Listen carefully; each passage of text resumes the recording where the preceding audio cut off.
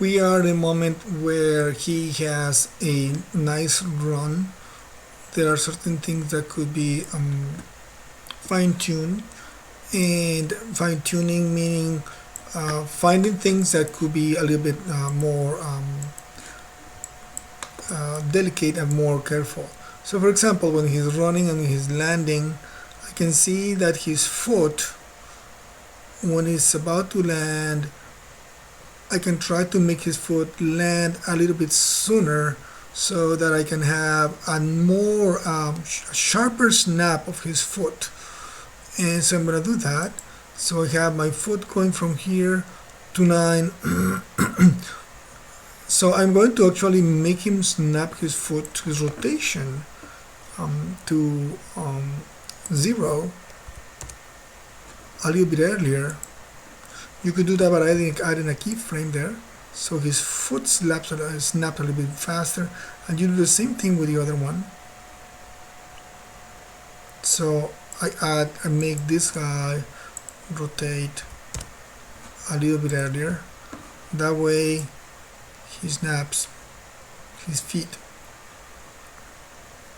Other things that I can try to do in fine-tuning and adding detail is the way his head is running. Right now, of course, we've done rotation on the Y, but I can start thinking in adding rotation in other directions. So for example, when he goes up, I can make his head rotate up a little bit. When he goes down, he goes back down again.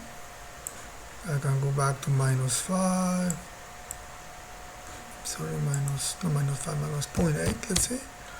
Yeah, that would be a good number. And then he goes back up. Number up is -7.5. So -7.5, the number up.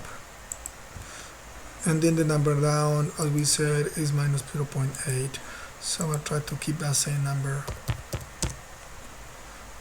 on both the last frame and the first frame.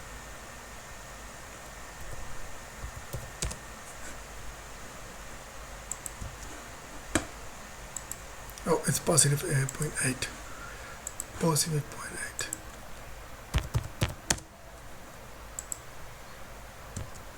Okay, so his head moves up and down a little bit better. Now I'm going to add some more motion to his hands and his wrists.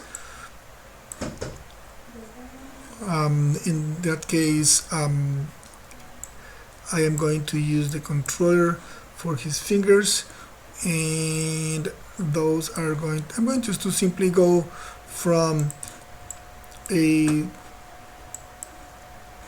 fist position, sort of like a fist position when he's running, the middle position.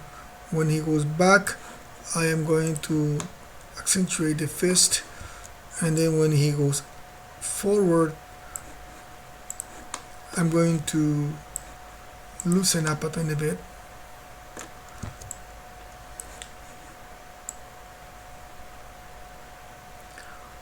And then again down should be the same as the initial position, so 7.3.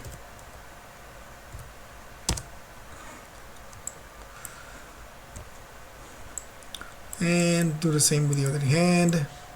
So when he is there, I need to just close his hand a little bit. 7.7. I'm going to repeat that same number for the first keyframe, 7.7. And then when it goes to frame 5, I'm just going to open it up a tiny bit. And then in frame 13, I'm going to fist it even more. So just small little, and you can do it any way you want and any position that you want. In my case, my character sort of like runs with his fists open. Additionally, I can have secondary motion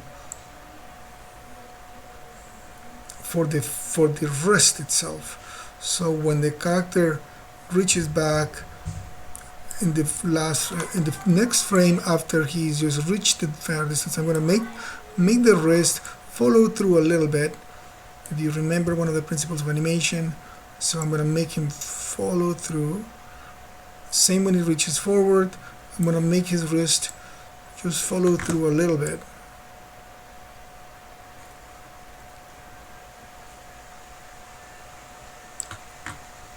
Alright, same with the other one. So I'm going to make it follow through. And what I'm doing for that is the next frame after he has a keyframe, I'm making it follow through. Same when it reaches the far distance position, the next frame, I just push it to follow through a little bit. So little details that add. You can see it there.